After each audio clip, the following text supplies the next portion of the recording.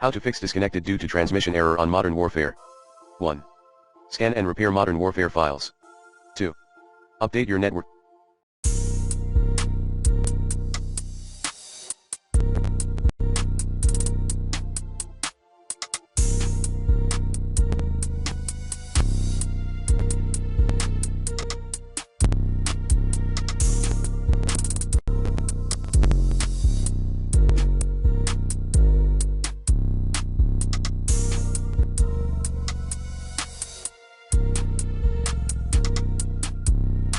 Driver using the recommended Avast driver updater in this video guide. 3. Change your DNS settings. 4. Reinstall shaders. Path, options restart shaders installation. 5. Disable your antivirus software. 6. Using the recommended NordVPN in this video guide.